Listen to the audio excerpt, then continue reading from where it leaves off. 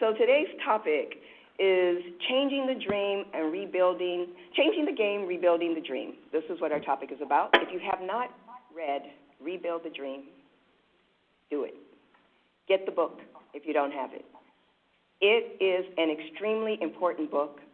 It is brilliantly written, and the analysis is incomparable. I can't stress enough how important this book is. And in your book, you have done an amazing analysis of the success and the failures of three of some of the most important movements that we have recently witnessed and that many of us have been a part of, if not all of them. So the first movement is the Obama for America, Yes We Can movement that got President Obama elected in 2008. The second movement is the Tea Party movement that rose up in 2009 as a result of Obama's election. And then the third one is the Occupy movement that came to fruition in 2011. Now, in the book, you say that successful movements have a special alchemy of political power combined with people power. And then you break things down into these four quadrants that, I don't want to kind of get into all of that right now, but I hope throughout the conversation people will understand what they are. Can you give us a concise understanding of your analysis of these movements and why it's important for us to have this and know this information? Well, first of all, I think a lot of people 5 years ago when then Senator Obama was elected were very, very happy. I mean, were exuberant. I mean, I know I was in tears, especially given the legacy of racism in the country, his name being a Muslim-sounding name, the idea that he could get past all those obstacles and barriers and wind up as President of the United States really moved the whole world. And I think people had very high expectations about what would happen, but it had very little bit of analysis about how it happened. And so then suddenly you see this backlash movement, the Tea Party movement, and people were stunned by how successful that was in terms of its ability to take away control of Congress from the president. Then all of a sudden you saw the Occupy movement come out of seemingly nowhere and completely, change the political conversation, such that the president then started running on defeating the middle class as opposed to deficit reduction, which he had been talking about up until Occupy. So you start to ask yourself the question, well, hold on a second, what's going on? How is it that all of these movements seem to just come out of nowhere and impact the political reality in the country in ways that nobody had predicted? And my observation in trying to study all three movements was, out of nowhere, it seems to have some design features to it. And so in the book, I try and talk about some of those design features.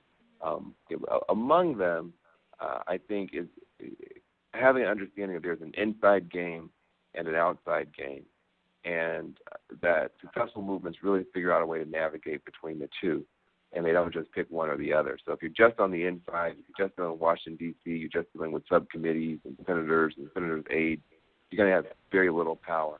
At the same time, if you're just out there protesting and saying, you don't like the system, you also have very little power.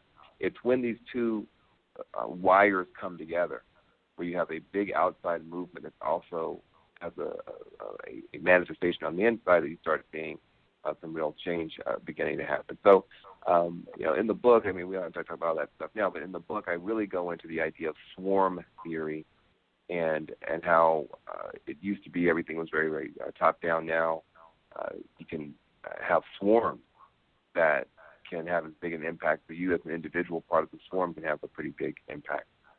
I think it's important for us to remember that history and to look at those movements, because I think we're now in a situation where we're facing even tougher challenges with less hope.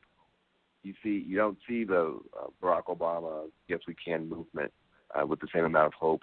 The Occupy movement has had a tremendously positive impact, but it's no longer as visible. And yet that Tea Party movement is still gathering steam, Ted Cruz shutting down the government. So my big hope is that as we begin to think about what's the next big movement to come, we have at least some analysis of the last set of movements. So it seems to me like the conservatives, when you talk about the inside-outside game, the conservative movement was able to do the outside game. You know, they had the Tea Parties had their protests, and then they also were able to go right into the inside game, right? The progressives, more on the outside game, not so much on the inside game. Is there something that you can point to that is maybe inherent within those different constituencies that would allow the conservative movement to go inside and that the progressive doesn't? Well, I think that the progressive movements coming out of the 1960s, and I don't just mean like liberal Democratic Party, I mean actual progressive left movements coming out of the 1960s, were very left, feeling very ambivalent about the American project itself, about the American government itself, about patriotism itself.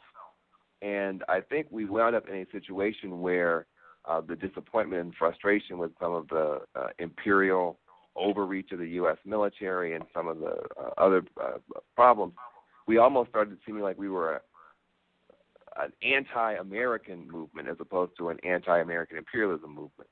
Right. And you wind up in a situation where it is very, very hard to lead a country you don't love. It's very hard to lead anything you don't love. I mean, nobody can come in your organization or in your family or in your community and say, you guys are all stupid and we hate you and you're not up to anything positive, now follow me. Even if they were right, you wouldn't follow them. And so it's very difficult when I think some parts of the left, the hard left, have almost become anti-American and saying, and this is tough to say, nobody wants to hear this, but they sometimes sound that way, like we don't see anything good in America. And I think that's a big mistake. I think, for me, I draw a distinction in the book between cheap patriotism and deep patriotism. Mm-hmm. Cheap patriotism is the stuff you see on Fox News, where they just wrap the American flag around a bunch of hatred, and they just act like that's what patriotism is. We make a mistake when we agree with them that that's what patriotism is. I think what we should be saying is, to the contrary. Mm-hmm. The real patriots, if they're, you're talking about just love of country and love of America, that's progressive. I mean, who is fighting harder for America the Beautiful and sticking up for the environment than progressives? I don't see conservatives sticking up for the environment. Who is sticking up more for liberty and justice for all? I don't see the Tea Party. They might be talking about liberty for themselves. They aren't talking about liberty and justice for all, including gay folk and lesbians and immigrants. Liberty, that's us. Liberty and justice for all, that's progressive. Who is sticking up for immigrants? I mean, who's sticking up for the Statue of Liberty? The Statue of Liberty says, give me your tired, give me your poor, give me your huddled masses who yearn to live free, who yearn to breathe free. That's not the Tea Party's line. That's the progressive line. I mean, you can't be an anti-immigrant bigot and a patriot at the same time. Statue of Liberty won't let you do that. But we never stick up and say, hold on a second, the best American values are progressive values. Yeah. And because we're not willing to do that, then there are opportunities that we miss to say to people who actually seem to hate America's government. They say, well, we hate the government. Well, hold on a second. You're saying you hate the government. Well, don't you mean America's government? Last time I checked, the government was America's government. You're saying you hate America's government, but you're the patriot? We never challenge them on that. Right. And because we don't, I think we sometimes wind up in a situation where we miss opportunities to show some leadership. That's really interesting because it's like they've grabbed the conservatives have grabbed the narrative of patriotism. And as you pointed out, really, when you look at, when I think about activists that I know, and as hard as they're working for whatever it is that they love so much, that they put their lives on the line, that they work so hard for, the message is actually, I'm against something else. I'm against this thing, versus them grabbing the narrative of how much I love what I'm fighting for. And so we've taken the wrong narrative, and so we are stuck. The movement seems to be stuck in that, and so therefore we can't take patriotism, we can't take spirituality. All of that seems to be out of our domain now because then the right has already taken it. What do you think about that? Well, yeah, there's there's a reason, obviously. There are the American story, if you're progressive, is a difficult story. Right.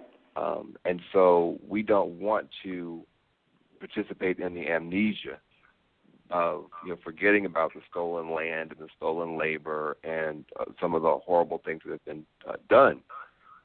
But I think we make a mistake when we act like that's the only thing that we have to say about America. Right. I think that the more honest story is to say that America has a founding reality. The founding reality was actually very ugly and very unequal. The founding reality, women couldn't vote. The founding reality, you had African people enslaved.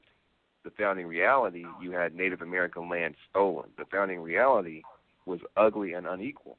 Even Thomas Jefferson said that. Thomas Jefferson said, "I tremble for my country when I reflect that God is just." That's not some slur against America. Thomas Jefferson said that. That's at the Jefferson Memorial.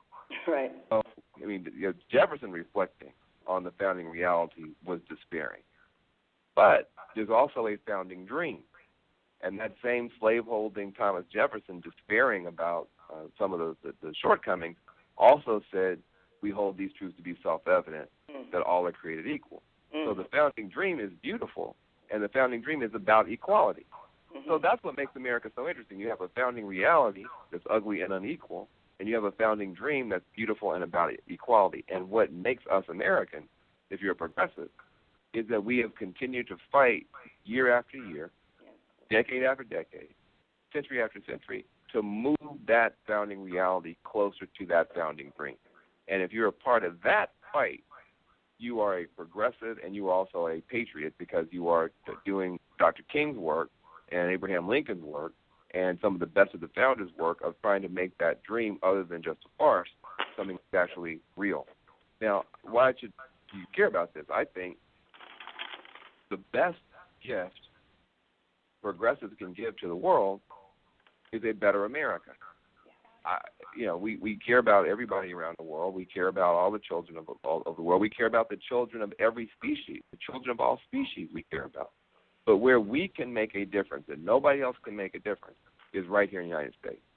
And so any ideology or rhetoric or worldview that limits our ability to fully embrace and influence our own country, I think it's got to be questioned now, because we are in a situation where I think people around the world would want to see a better America.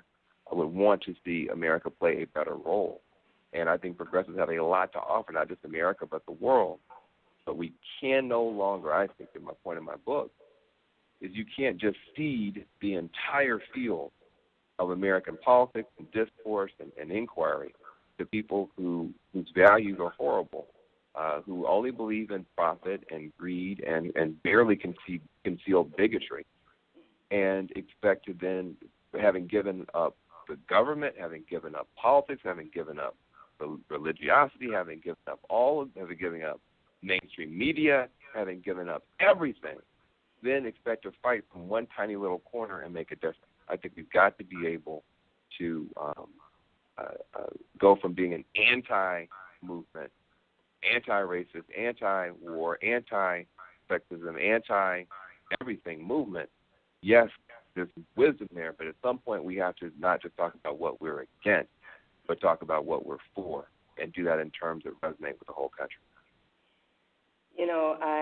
I think about your own personal trajectory, politically, and you've come a long way from, it seems to me, from, the real radical thinking that was probably a part of that, what you're talking about now, that anti-movement, and yet, with deep love, but masked by the anti-language.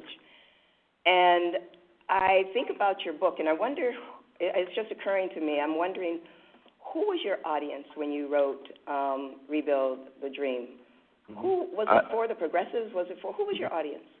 Yeah, I was writing for essentially the Obama coalition. The hard left, the far left, was not the intended audience, just because I felt like they could appreciate what I was trying to say if they wanted to. But I really felt like there was a center-left Obama coalition of labor and single women, African Americans, Latinos, younger people that had great hope in 2008 and went from hope to heartbreak by 2010, and that we needed to have an assessment and to really do the autopsy. And so the book was really written for that center-left Obama coalition. And it was briefly a bestseller. I do think now that we're past the re-election of Obama and we're really almost in a post-Obama era, the book may be even more useful because you can really look back now and look at the whole sweep of that turbulent Obama Tea Party Occupy moment and begin to see some lessons to be learned. Yeah, it's interesting because I think that it was a bit confusing for people who have followed you, particularly the progressives that have followed you in your career, and you leave the White House, you go into the White House, then you leave the White House, and then this book comes out and it's red, white, and blue, and it's patriotic, and the way you framed it, Rebuild the Dream, and the red, white, and blue, and I think that honestly, I think that a lot of folks were confused and trying to figure out where's Van going now. Mm-hmm. And I'm so happy that you did this book. I got to tell you, when I first saw it, and I thought, this is brilliant. This is a brilliant framing. I was so happy to see it. And yet, I think certain people were very dubious about it because they really, like you said, we're set up to not embrace who we really are. Yeah, that's probably true, but, you have to remember, I haven't done anything yet that people weren't confused by at the time. That's your MO, huh? I mean, when we were dealing in the 1990s with police brutality, and I was helping to lead the Ella Baker Center for Human Rights, we were fighting against police brutality. We were fighting to close prisons. A huge section of the anti-prison movement in California was very dubious about what we were doing because we were focusing on kids in prison. We weren't focusing on the adults, what we saw in the adults out. We were focusing on the economic costs, books, not bars. There's a big economic analysis there saying, hold on a second, you're spending $120,000 per year per kid. Couldn't you spend the money differently? We weren't talking so much about racism, white supremacy, slavery. We were just talking about dollars and cents. Oh, geez, what's this guy doing? Is he some kind of weird capitalist guy? But at the end of the day, working with allies and partners, we were able to stop them from building the super jail for kids in Oakland. And then we were able to, working with allies, help to close 6 or 7 youth prisons in California. The youth prison population in California is 80% lower. I'll take those outcomes. Same with the green job stuff. I mean, when we first started talking about that stuff, everybody thought we were crazy because, it was like, what is this man talking about? Solar panels and organic food. And, this stuff is now totally accepted even in the leftist part of the Bay Area.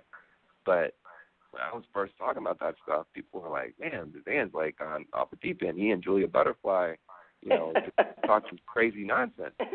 And, then later on when, President Obama and Hillary Clinton and John Edwards and all those guys took up the mantra and $90 billion in the federal stimulus program was for that stuff, it made a little bit more sense to people. So, I'm used to people being confused by what I'm doing, but I'm also, as you know, not likely to slow down. We got even more crazy ideas that I hope that people will at least give a listen to. But I think look, man, we have to. I'm going to say this. I know you got more questions, but I want to say this to anybody listening. The least free place in American life are these so-called movements for freedom.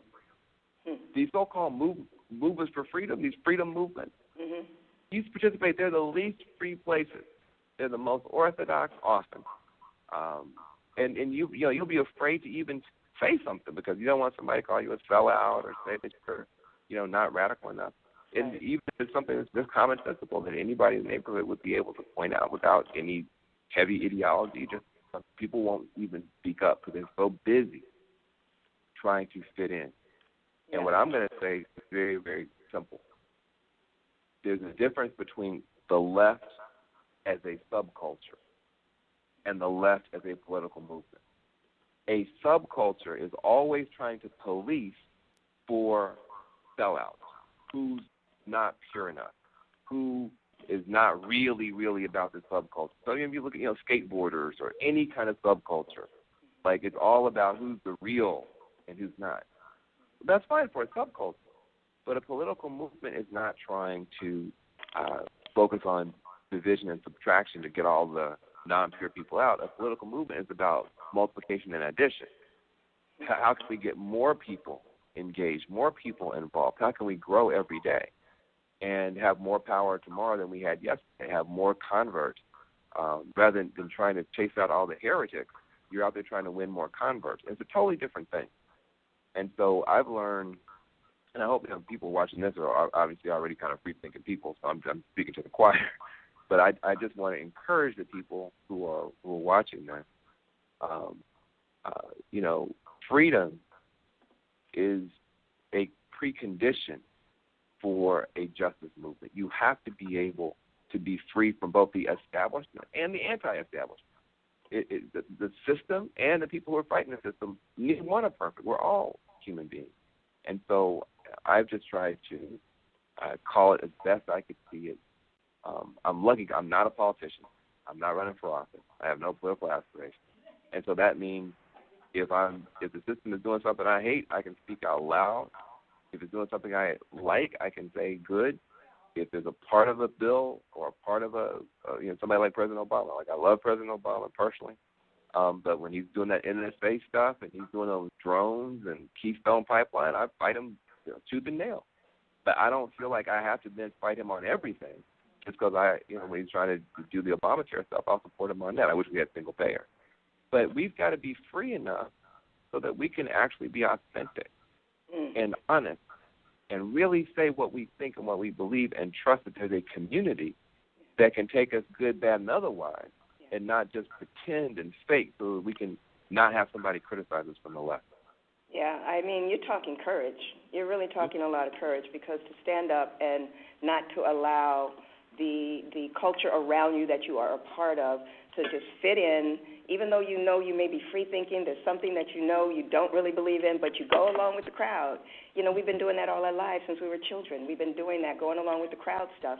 And you're talking about a courageous stand of, everything's not always black, it's not white, it's not, it's fluid. And if we are really honest and authentic, all of us have that fluidity in the ideas that we agree with and that we don't agree with. And what you're asking, what I'm hearing you say, too, is that it really, really takes a lot of courage to really, step to the beat of your own heart and what you're hearing. And you do that. And that's why you're confusing to people, because people want you to be one way. We want each other to be, this. You say you're progressive, and this is the little category that you need to stay in, and you don't do that. Yeah, and I don't even know if it's courage. I just think what I believe is that everybody has that inner voice, and it's just about being still enough to really listen to it, and then to let that actually be your guide. Yeah. Now, obviously, then you take a step, and then the world responds, and you learn, and you go forward. But we got a whole lot of mommy-daddy issues going on. I mean, a lot of this stuff has called itself the left. It's just people got hurt when they were kids. Yeah. They didn't fit in their high school. I didn't fit into my high school. I didn't fit in my hometown. I had to get away from the rural South where I grew up. I came to California trying to get away from a bunch of old nonsense. And so you sometimes you bring way more wounds and baggage to these political causes, and you want movement to be your home and your family and your affirmation and all this. Meanwhile, folk are starving, and cops are killing people, and kids are killing each other, and a lot of stuff is going on that has nothing to do with our little psychodrama. And so, for me, part of why we want to do this whole Yes We Code thing is it's the next step to me in trying to figure out what's worth trying now.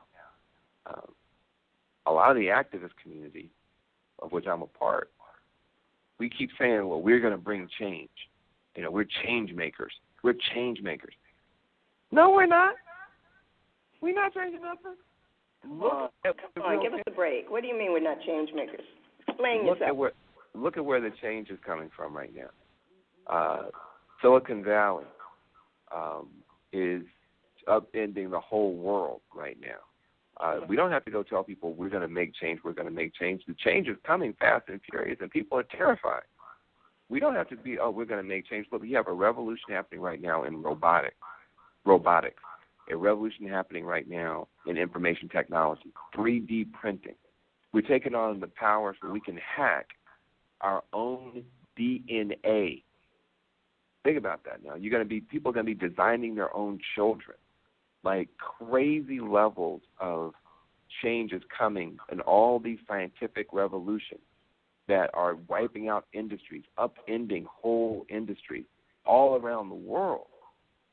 We're not making change, and we don't even have to say we're going to make change. What we have to say is the change is coming. Now we're going to help to make change your friend.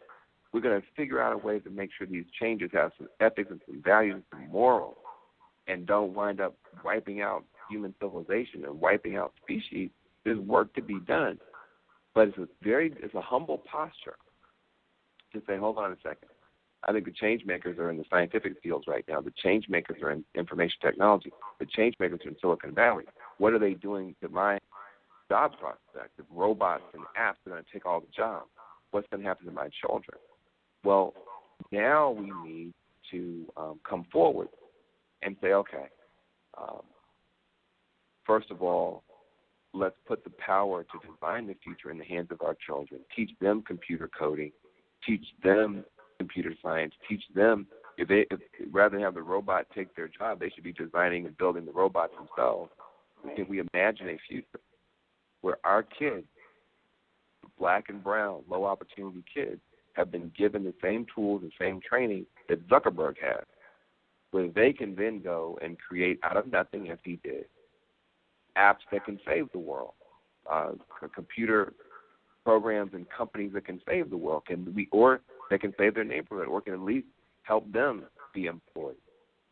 These are the kind of things we got to leapfrog a whole bunch of stuff now, and we say, yes, we code. That's a very powerful statement for young people from low opportunity communities to say, yes, we code. Because it's code or be coded. I mean, somebody's designing the future right now. Somebody's building the future right now. Is it you? Is it your child? Is it in your neighborhood? If not, we got to fix that.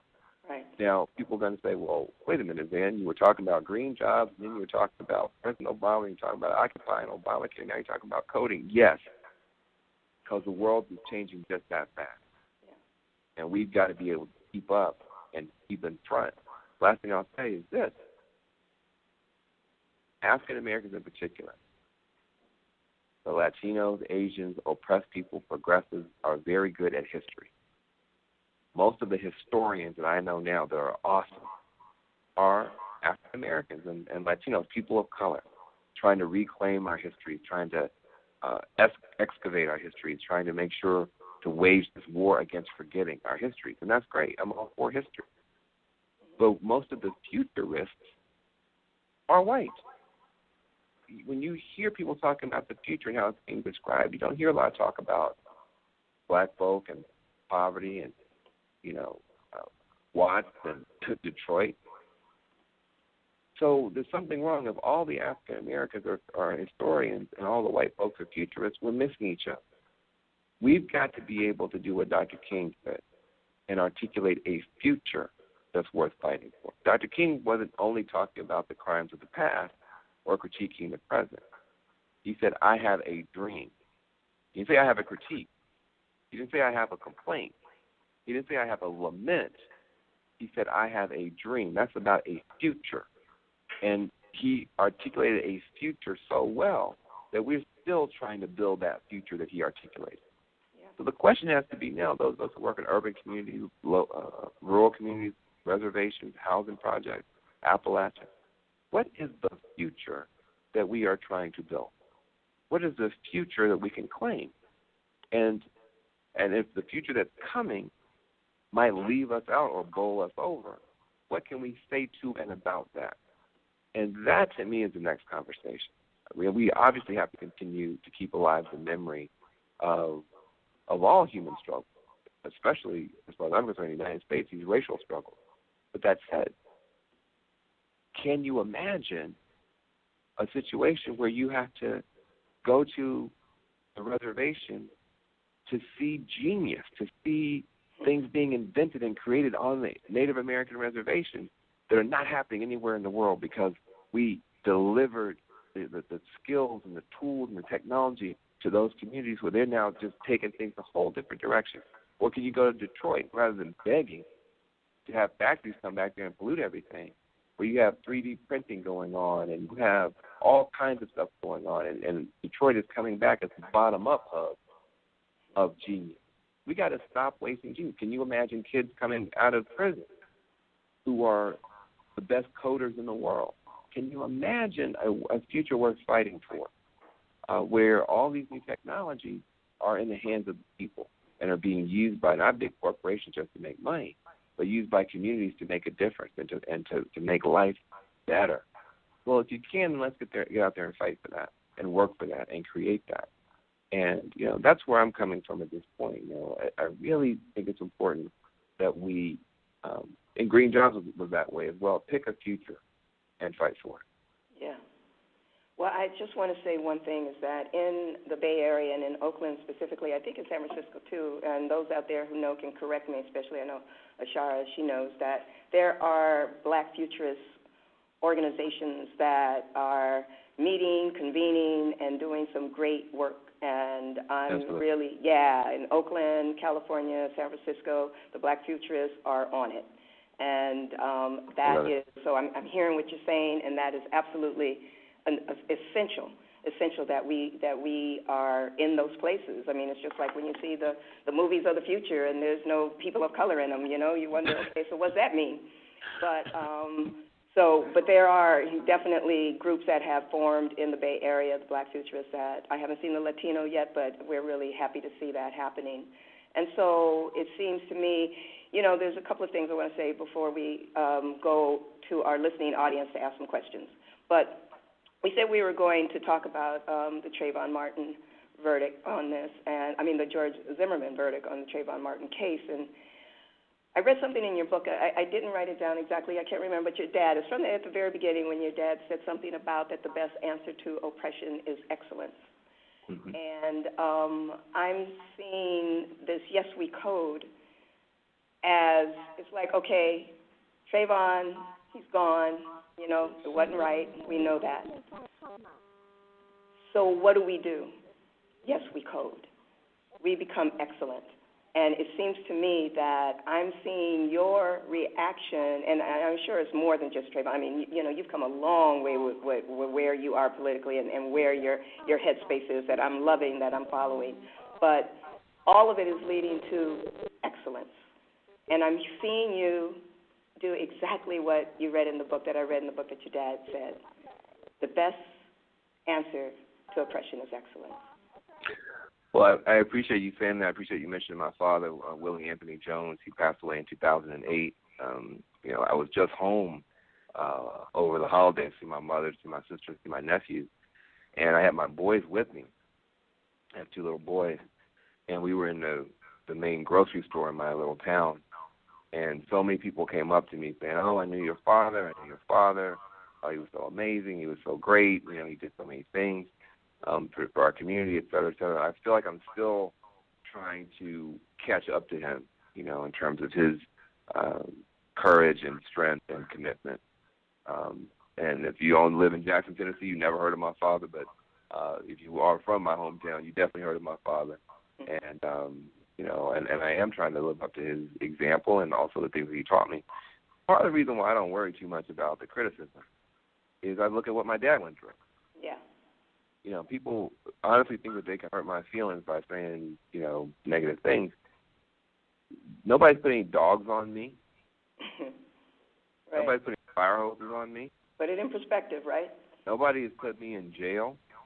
Nobody's beating me upside the head. My father and his brothers, what they went through in Memphis, Tennessee, trying to desegregate that town. I mean, nobody's done any of those things to me. They say mean stuff sometimes, and sometimes they say nice stuff. But it's all just words. So you have when you're raised by somebody like my dad, who was born in abject poverty, who was born in segregation, who had joined the military in the middle of a war just to get out of poverty, and then he comes home and he puts himself through college, he puts his little brother through college, he puts me through college, he puts my sister through college, he becomes an educator, he lifts up so many different kids out of the housing project.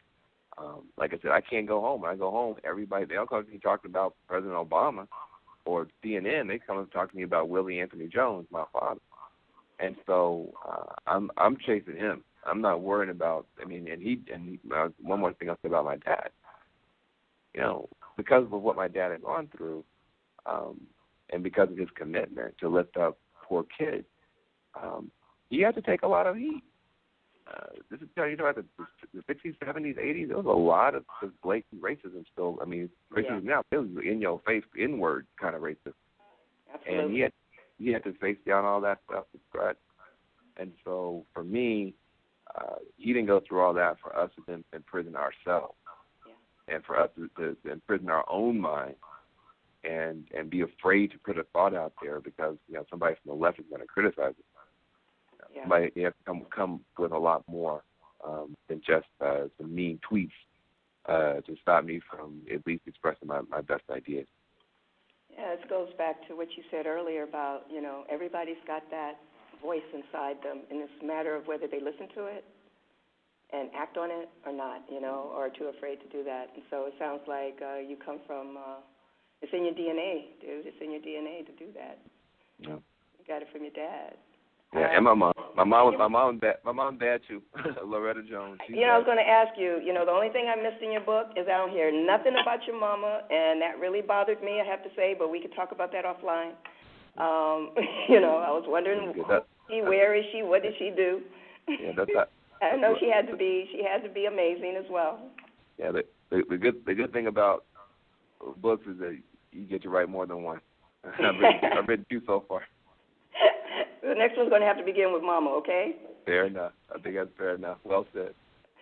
And last thing, is there anything else you want to say about Trayvon Martin and what happened there? Because we said we were going to talk about that. And is there anything you want to say?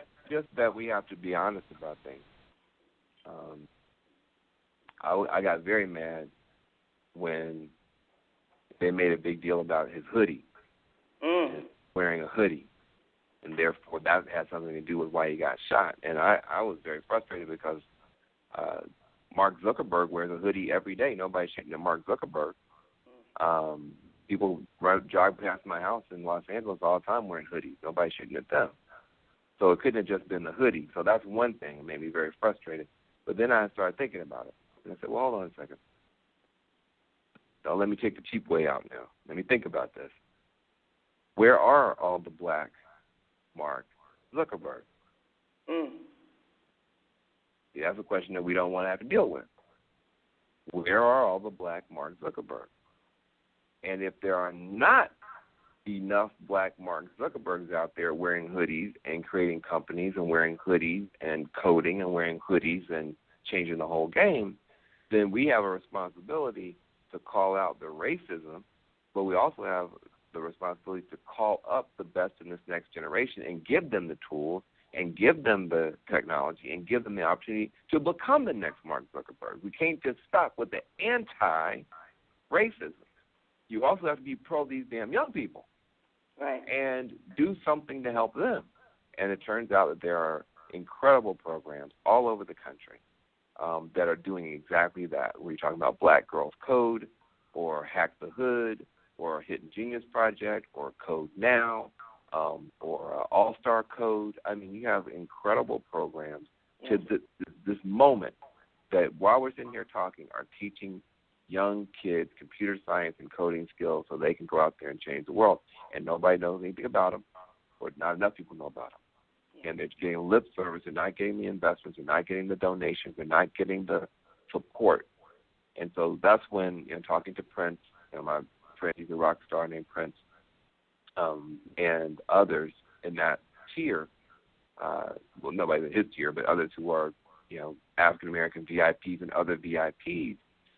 Post Trayvon, I started saying, well, we need to do something so that we can have some kids wearing hoodies who are doing stuff that nobody can argue with.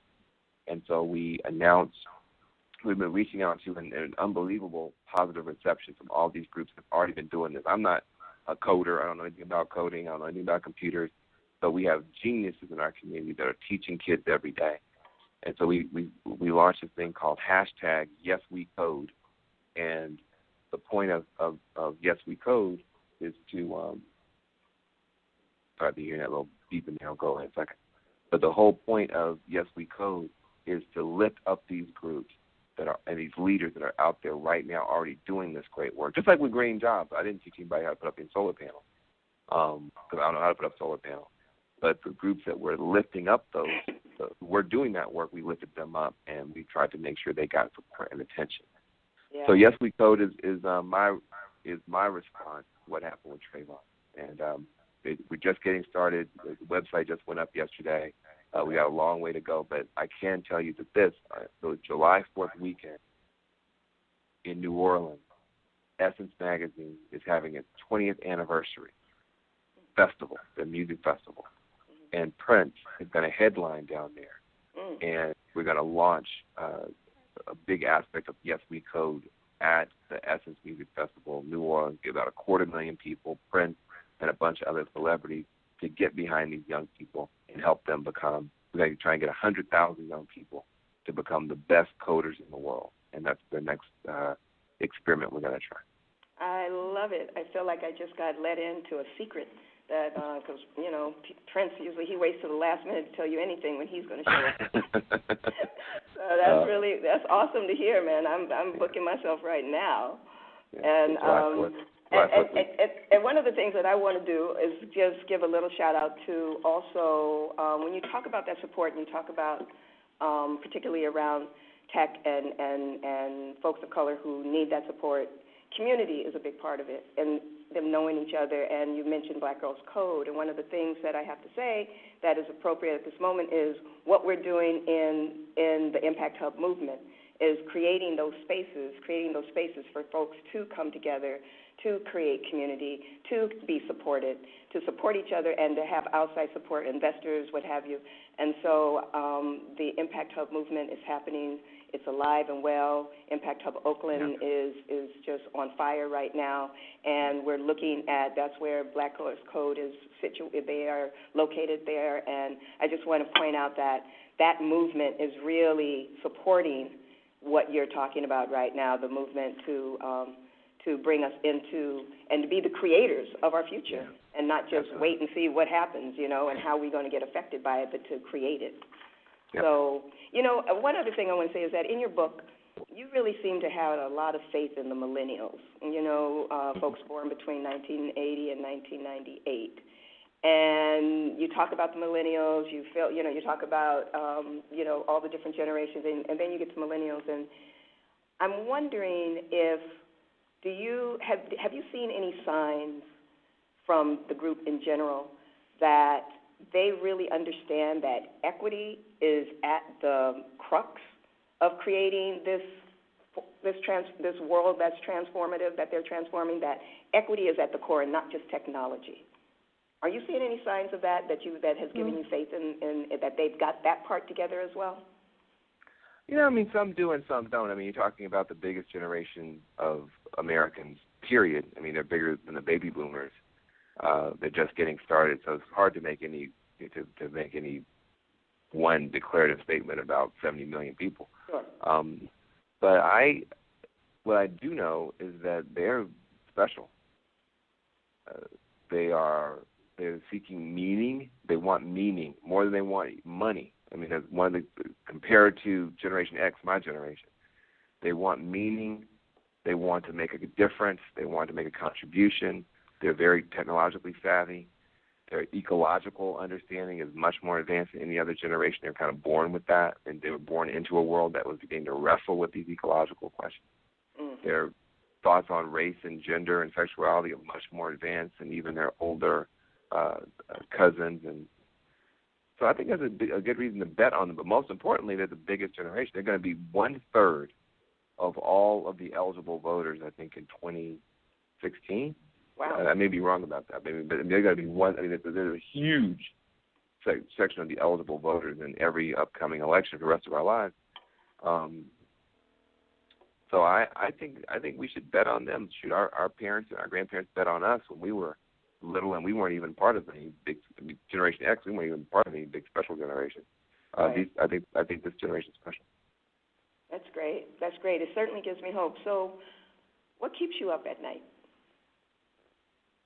What worries you? Oh, well, I mean, out of the personal realm. I'm talking about on the global realm, on the you know. Jet lag. Jet lag keeps me up, so I'll be traveling. Is there any issues that keep you up? I mean, obviously, climate change is climate catastrophe we're pulling down on our own heads that nobody wants people to talk about anymore. That bothers me. But you know what? I feel good. I mean, I feel very confident. See, a lot of delusions have been burned through now. Delusions that I had and others had, that we're just going to be able to have a couple of quick elections and move on, and everything will be fine. Those delusions are gone. And it's painful when you get disillusioned, but it also, there's a relief there. We can actually start realizing, who needs to. The help is not on the way. You shouldn't be waiting for Washington, D.C. or the big corporations or whatever. The help is not on the way. We're going to have a do-it-together movement from the bottom up. And that's scary, but it's also empowering. All right. I'm ready to take questions. What are the next steps for aspiring community organizers, people who want to do something? What you should do is the thing in yourself that you're scared to do. See, there's no answer out there. You know what you're supposed to be doing, and you know you're not doing it. So people always ask me, what am I supposed to do? Well, then you tell me. When you look in your heart, the things you should stop doing. And so stop doing them. If you look at your journal, you got journal entries right now. You don't need me. You look back 3 years ago, and you look at your journal entry 3 months ago, and it's the same thing. I'm going to do this. I'm dreaming of doing that, and you're not doing it.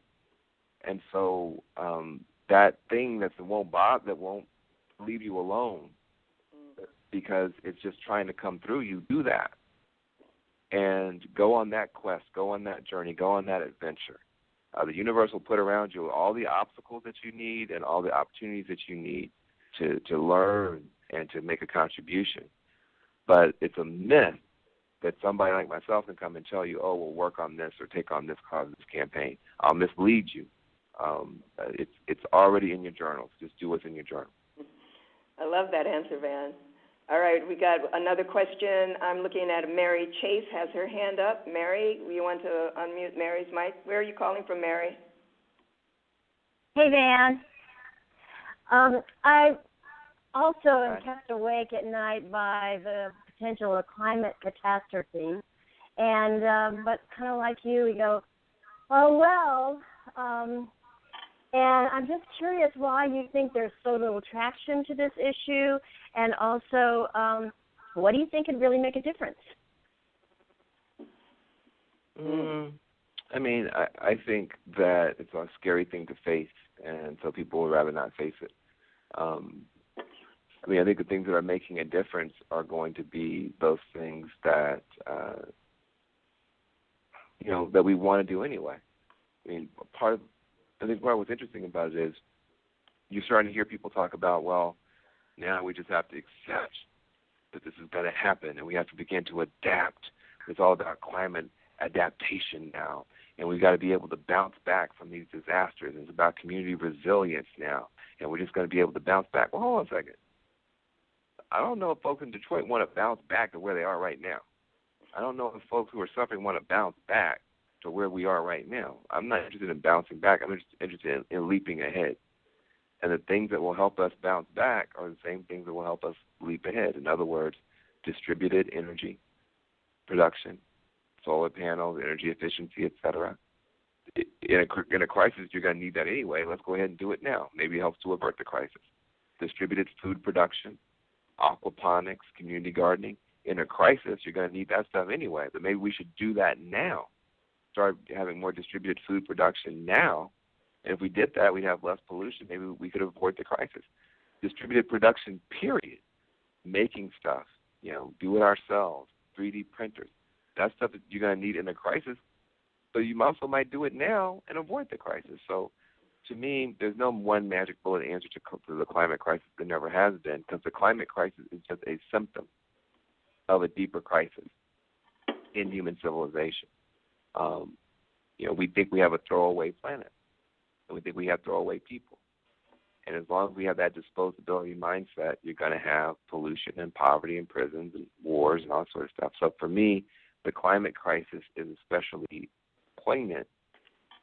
The last century, the way we killed each other threatened to wipe out all life, i.e. the nuclear threat. Now, it's not the way we kill that's threatening us, it's the way we live that's threatening us. And as hard as it was to avoid having the way we kill each other wipe out all life, it's even more difficult to have the way we live change enough so we don't put the children of all species at risk. But that's a challenge of this century. That's what we have to rise to. But again, I have a big mouth and my passions and different projects I'm working on, but I don't have, and I don't think anybody has, any total answer. I think we're going to have to be on this journey together, people who have the same value.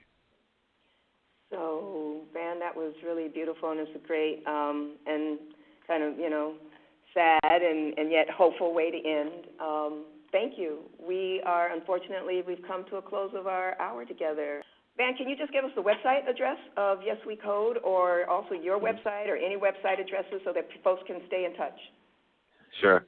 Well, if you got pencil and paper, I know a lot of websites I'm happy to be associated with. RebuildTheDream.com is the main website for me and my work.